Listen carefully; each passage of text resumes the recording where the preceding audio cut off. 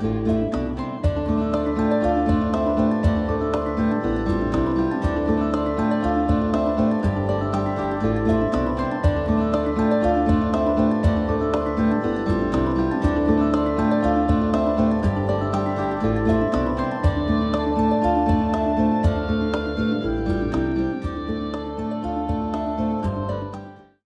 Oracle of Luna is a podcast with me, Bridget Engels, as your host.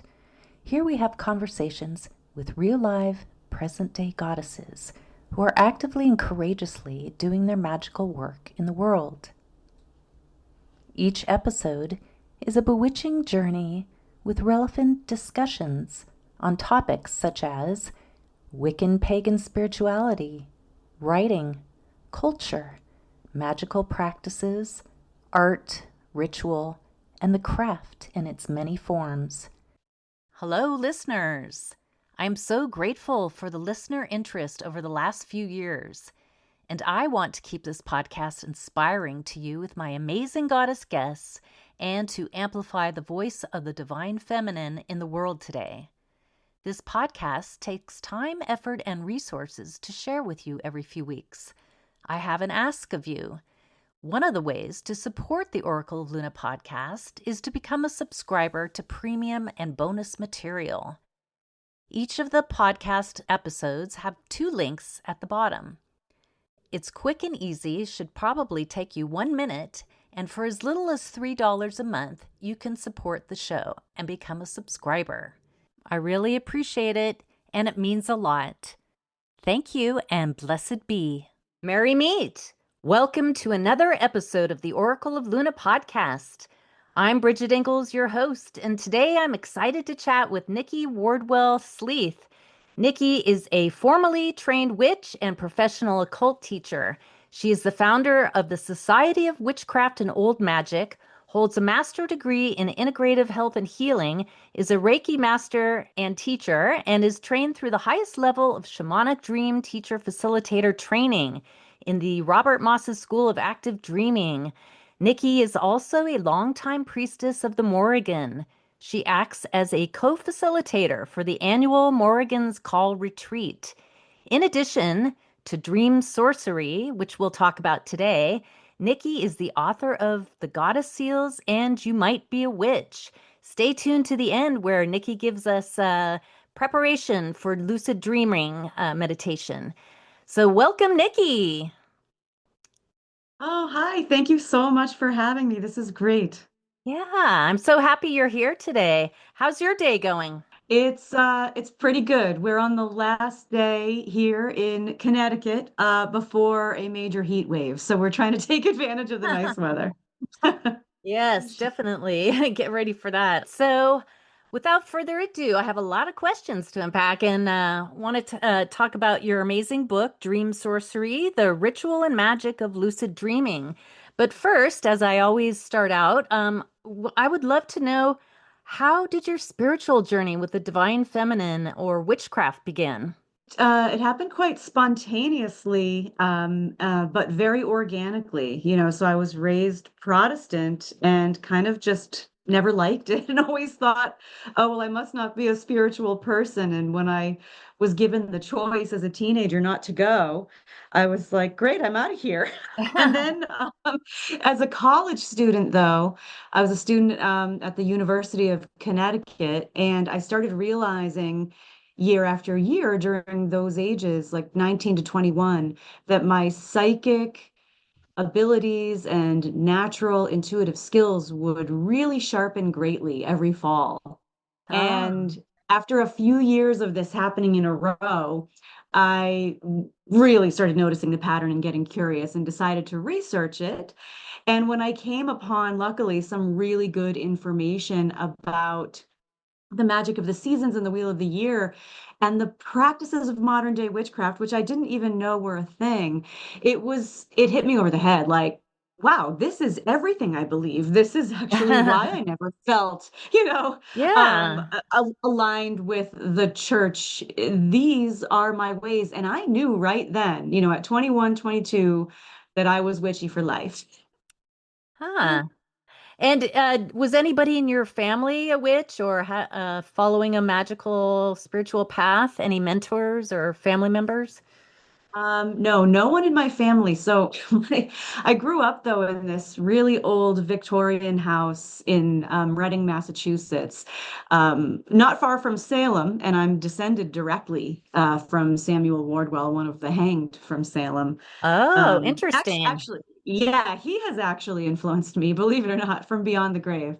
But in my own family, no, everyone was very conventional, and I had this deck of cards that my mom claims I was never given. And I have it still. She doesn't know how I got it as a kid. I would run out to the garage and make a little table and pretend to be like a traveling fortune teller. And you know, and I would hear voices and things in my house, which was absolutely haunted. Mm, And I would have lots of deja vu and lucid dreams and vivid dream experiences, but really no one to talk about it with. My mom would just be like, "Oh, Nick, I think you have ESP." That's what the women of the 70s called it, but she didn't really know how to explore it. yeah, sure. So it wasn't until later that I got mentors for this. Hmm. And so you went to college. What did you study in college? I became a physical therapist. Ah, okay. And actually I wouldn't be where I am with the occult and my life as a teacher had it not been for that. Because really as a PT, you're just constantly coaching and teaching people. Yeah. Um, and also it enabled me to be very interested in healing on a holistic level. So Mm, only after a couple of years into my profession, I was already burnt out from the industry of our healthcare system. yeah. And so I started studying Reiki and yoga and meditation. And I was already reading and studying books on the craft and just, playing around with that on my own. But my PT degree is what ultimately led me to go get a master's in integrative health and healing, which led to a lot of the shamanic certifications and skills that I have now that inform my magic and lucid dream practice.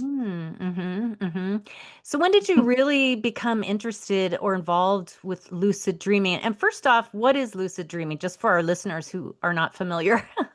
Yeah, that's a really important question with respect to this topic. So, um, lucid dreaming is when you are having a dream and you become 100% aware of who you are in your physical, ordinary waking life. So you remember everything about yourself. You know full on that you are dreaming. So it's not possible to be fully lucid and still have fear of the dream scene, for example. And what I usually say is that, if you have to ask someone, this happened and this happened, do you think it was a lucid dream? If you're not sure it was a lucid dream, then it was not. There can be different degrees of lucidity, though, but those are not full lucidity. So sometimes you can be in a dream, talking about dreaming. That's not lucid. Just because a dream was very vivid does not mean it was a lucid dream. In a lucid Mhm. dream, there's what I call like this rain stick moment. It's like a whooshing of energy and a sudden revelatory feeling of coming into full clarity of yourself. And you're like, oh my gosh, I'm dreaming. And what it feels like is functioning as a spirit, like a supernatural spirit who can do anything they want, without risk of injury. And you can, shoot fire and fly and freeze the scene and you can do whatever Mm. you like. But that's lucid Hmm. dreaming. Yeah. It's, I don't think I've yes. ever had lucid dream experience. I'm not sure. Maybe. I know I have a very active and vivid dream life, dream world, but I don't know if I can't say that I'm completely aware that I am in the dream. I'm just the first person experiencing the dream, sort of, I think. Yes, yes. Usually, that's how most of us dream most of the Yeah. time. Even when people can become lucid, they're not lucid all the time. So, I lucid dream a lot compared to the average person, but I work to cultivate it. And even at that, it's maybe 3 to 10 times per month. So I Mhm. still have most nights where I'm just having the regular spontaneous dream experiences that are the most common, like Mhm. everyone else. So, but that being said, because you say that you have a very active dreaming life and you remember a lot of your dreams, you are perfectly poised to take some of the ideas from this book and really catapult the magic Yeah. of your dreaming life. So, does someone need to be a witch or priestess or magical person to do these spells or do the type of magic involved or the sorcery involved in creating a lucid dream? Like, No, you really don't. I mean, I've written the book for the magical practitioner who is curious about lucid dreams, but I have explained things in a way that will stimulate seasoned practitioners, but also give enough tools for people that are brand new to be able to engage some of this magic if they want. mm-hmm. Um, so it does have that. For example, like I give a whole ritual circle casting template that will work for the type of spell that I'm proposing in the end of the book, like of building up to. Mm-hmm. And you don't have to be any certain type of practitioner to be able to do this stuff. You're just engaging your own magical and lucid practice at a personal level. Yeah. Okay, cool. Yeah, so tell us about your new book, Dream Sorcery, The Ritual Magic of Lucid Dreaming, and what inspired you to write this book.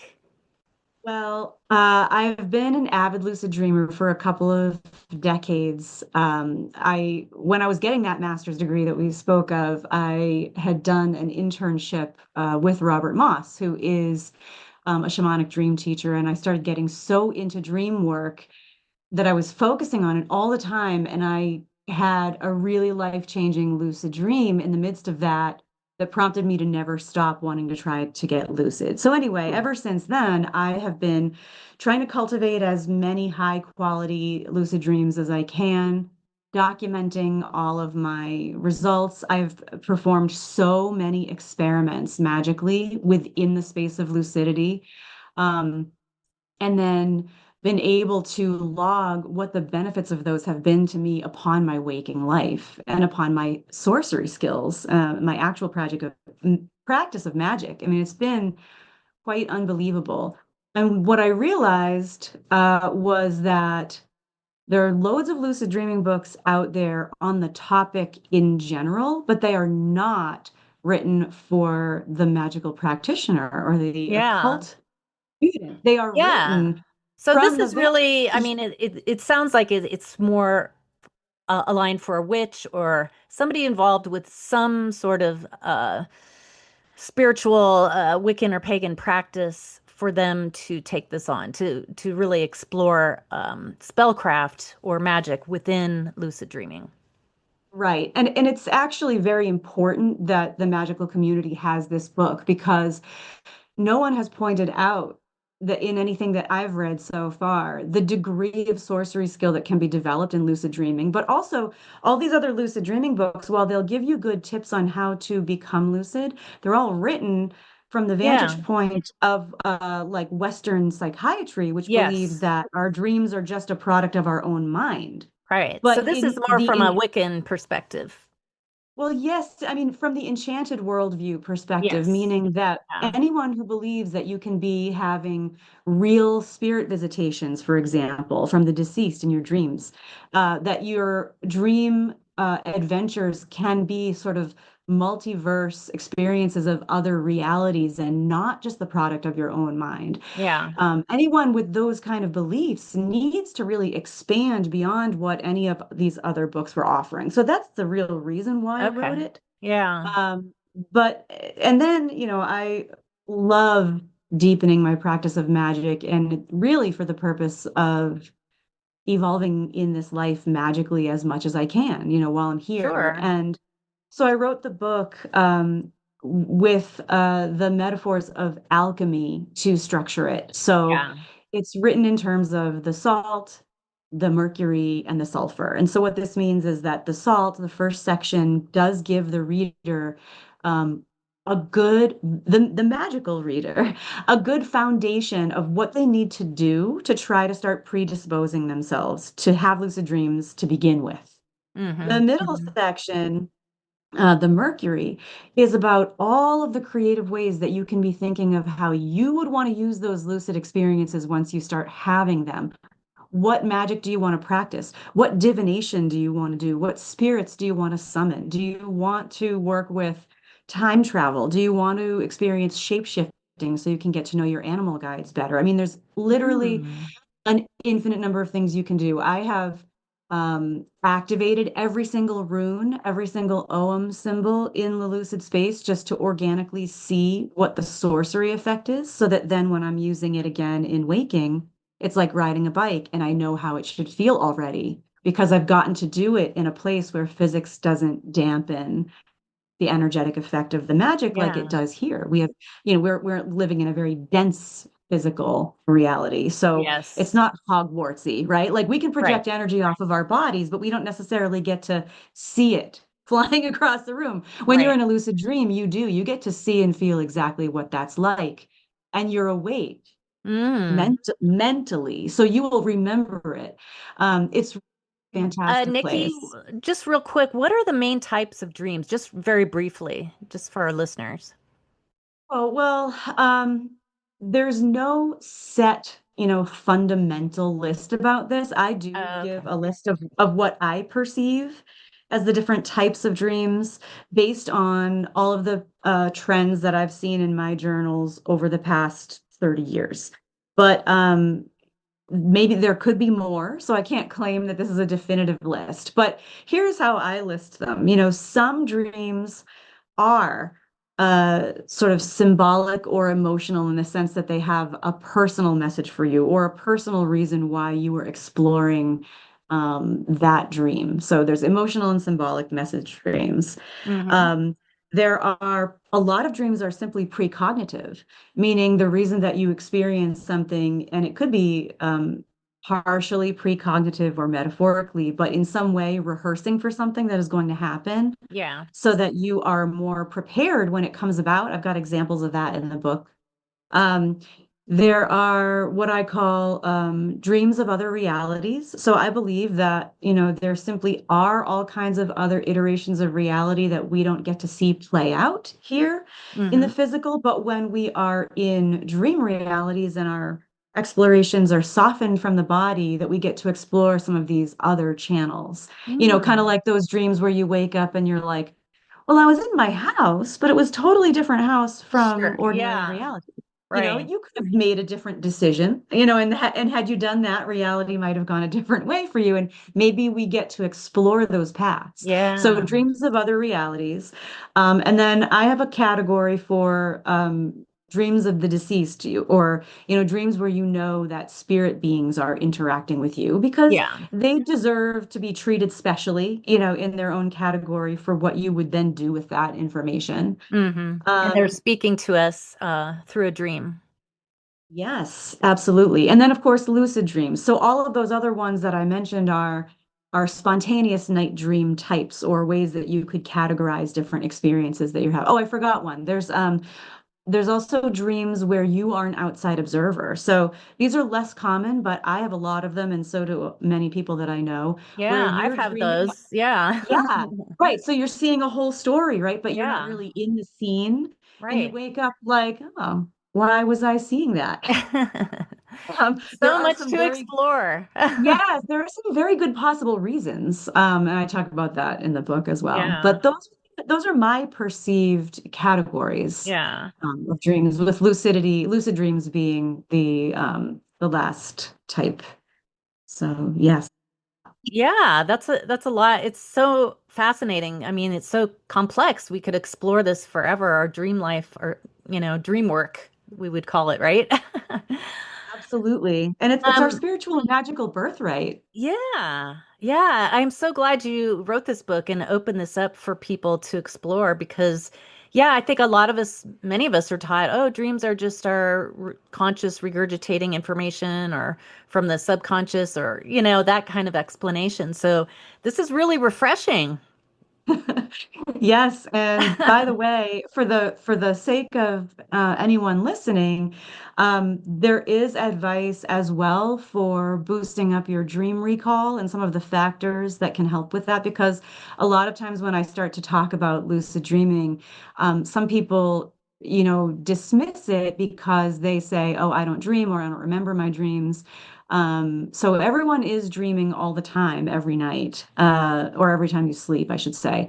Mm. But not everyone is remembering. And so there are things that you can do to try to shift back into being able to bring those memories with you if you Okay. want. Okay. And can you suggest some simple, easy ways that anyone could develop a magical dream practice?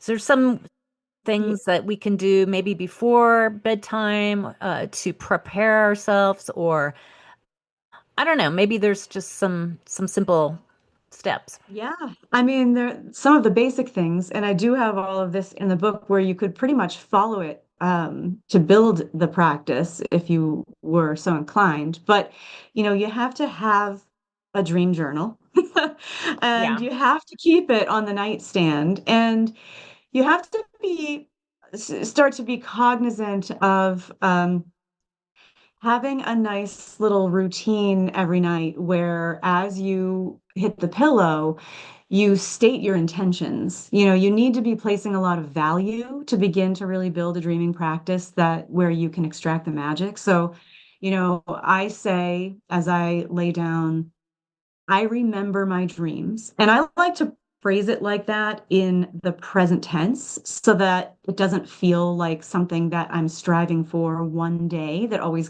kind of stays in the future. But I want to Yeah. remember my dreams right now, like this night. So I say, I Yeah. remember my dreams. And then I say, when I am dreaming, I know that I'm dreaming. I become lucid. So I'm not only reiterating that I'm going to remember, but that I'm going to have awareness that I'm dreaming. Mm-hmm. And then if I have a plan, a lucid dream plan, which you should always have in mind and ready to roll just in case you become lucid so you can take advantage of the situation because a lot of times lucidity doesn't last for long. Yeah. So I will say to myself, my lucid dream plan is, and then whatever it is for that night. So let's say it's, I wish to experience the energy of the goddess Isis. I might say that before I fall asleep so that it's fresh in my memory. Because if It's I funny you become said that lucid, because I've been invoking Isis lately for the summer solstice. oh, go figure. Yeah, I might be a witch too. So, yeah, I just randomly picked the first goddess that popped to Oh, mind, and wow. actually, she's not one that I really work with all that much, so that's kind of funny. Yeah. Um, Huh. yes, that might be a good lucid dream plan for you to have ready on the back Yeah. burner in the case that Yeah. you become lucid, because if you succeed in doing that, it will be one of the most magical things you ever do in your life. Hmm. I really Yeah. swear. Well, Yeah. I mean, lucid dreaming, it sounds like is a elevating our spiritual life. It's elevating our magic, but it really is very spiritual. It's super spiritual. The reason I wrote the whole book from an alchemical perspective is because the alchemists were working on raising their vibrations. That was the real impetus of having experiments of turning lead to gold. There was a Mhm. metaphor there for taking ourselves as physical, needy, finite, mortal humans and bringing out the high vibrational spiritual aspect of ourselves through the practice of witnessing the wisdom, of the natural world in the lab in a sped up way so that we would have enough time in our lives to be witness to this. Mhm. So, yes, I think that lucid dreaming is kind of the ultimate alchemical laboratory or place where we get to hasten our spiritual experiences in this life. There really is no other place where you can do spirit work and divinations and energy work without wondering at all what happened, without having to Yeah. intuit, Without you limitation, know, the physical limitations. Absolutely. And the skill of the magician, it's important. That's another reason why the book is important. As a magician in lucid dreaming, we need to aim to release control of the effects of our experiments, whereas a lot of lay people prize lucid dreaming because they like that feeling of controlling the dream. But as Mhm. magical practitioners, we want to have an organic magical experience. We want to see what will happen when we do things with energy. We Yeah. want to see what will happen if we do a divination there, as opposed to doing it in waking. And it's astounding. And I should say Mm. that, rounding out the that third alchemical part of the book, the sulfur, the whole last third, is the transformative acts that you choose to undertake while you're awake in your magic that then predispose you to becoming lucid, so that you're creating this virtuous cycle. So I teach you how to do spells at the altar, do different types of quick magic, to do waking magic, helping you to get that lucid experience so that you can then have those alchemically, spiritually evolutionary experiences within your lucid Mm. dreams. So Whoa. it's all, Fascinating. yeah, yeah. And for anybody out there, again, suggest that you read Nikki's book and just really kind of explore this whole dream sorcery thing and dream work in general. I'm very curious now. I really haven't put much thought into my dreams. I do have a dream journal and they're very vivid but then I forget them like a minute later and I'm like Right. sometimes I can remember them, sometimes I can't, but I am very curious about the underlying meanings and would love to explore this further. Yes. Right from the beginning, I give you a little ritual to bless your dream journal and kind of build the practice step by step. So Okay. that you predispose yourself to a lucid practice, but so that you're also valuing and paying attention to the spontaneous night dreams, because that's an important part of getting lucid. And I go over all of it, the reality check habits that you need to have in place in order to help predispose yourself as well. There's a lot of components. Yeah. And it can take some work, but here's the thing. It's a win-win situation. So you don't want to think like, oh, I'm not likely to become lucid. So why put in all this effort? Well, here's why. All of the things that you do that help you to become lucid help every other aspect of your life and your magical practice. Mm. Everything that you do that tends toward lucidity just makes you more mentally clear, more aware, and more centered in yourself. And those things benefit you every minute of every day. So I think it's a win-win. Wow. Wow. Well, you've given us a lot to think about. And, dreams are so intuitive. I think we need more intuition. We need to pay more attention to our dreams and our intuition. Technology and the way we work, it's so linear and, structured. But it's very freeing to hear that, there's a whole world out there that we can explore and it's within us with dreams. Yeah, you're so right. You put that very nicely. It is. It's right there. It is our magical birthright, and we all can have access to it if we choose to work on it. I highly, highly recommend it. And as my mentor, Robert Moss, always says, we need to, like the cultures of old, get back to being a dreaming society again, Mm, to being a people who prize this huge aspect of ourselves and use it to our benefit and our growth. absolutely. So before we run out of time here, I wanted to ask you, do you have any upcoming plans for the future? I know you're a co-facilitator of the Morrigan's Yeah. Call retreat, right? So that should be coming Yeah. up. Yeah, we actually just had that for Oh, this okay. year. It happens every year in June in Orange, Connecticut. It's a wonderful magical and spiritual weekend retreat dedicated to the ancient Irish goddess, the Morrigan.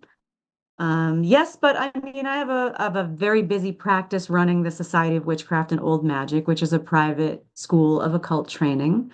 And I have multiple books contracted and coming down the pipipeline after this Oh, one. that's exciting. Um, yes, yes, not to the point of telling what they are yet, because the next one I believe will be out in about a little over a year. There's a process, it takes some time. Yeah, sure. Of course, the Um, publishing process and editing and all that, it takes a long time. so there's And going on. just for our listeners, what is your website and social media so our listeners can find out more about you, your books, and your magical offerings and Oh lucid dreaming? yeah.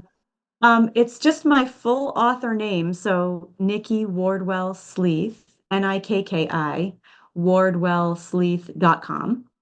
Okay. And on my website, there's links to everything. There's links to my Facebook and my Instagram, and so that those are the places where I obviously post the most frequently when it comes to upcoming events. And I am speaking at a lot of conferences and things during the coming year. So those types of things Hmm. are usually shared on social media. Yeah, wonderful. All right. I am going to let you take it away for your short meditation. All right. I'm going to have you guys do a brief meditation that can be very helpful as you're going to sleep at night to help you stay aware as you slip into the dreaming. So, if I'll invite you to close your eyes and just take a breath that allows you to soften and release physical tension as you put your awareness on your inner imagination. And imagine for a moment that you are laying down in your bed where you normally sleep. And take a moment to try to remember what the feeling of your body is against the mattress, what the texture of the sheets feels like. And imagine if you were laying there in your bed right now and you looked up at the ceiling, try to mentally remember what that looks like. And now imagine yourself, although you're sitting still, imagine yourself sitting up in your bed and putting your feet on the floor. And allow yourself to recall the sensation of the soles of your feet on the floor of your bedroom. What does that feel like? What is the texture? And imagine mentally standing up from your bed and beginning to walk out of your bedroom. Try to imagine this very slowly so that you're really focusing on the recall of what the sensory aspects of doing this are in your memories of waking life. In other words, as you walk towards your bedroom door, what do you see? What's the colors of the walls? What furniture or objects or art do you pass as you walk to the doorway? And then imagine exiting the bedroom and walking in your home towards the front door or the main entrance that you use. Imagine not skipping any section of it, but feeling the sensation of your feet on the floor, maybe your fingertips on the woodwork as you walk down the hall or from room to room to get to that entrance. And then just imagine putting your hand on the doorknob. What does your doorknob feel like?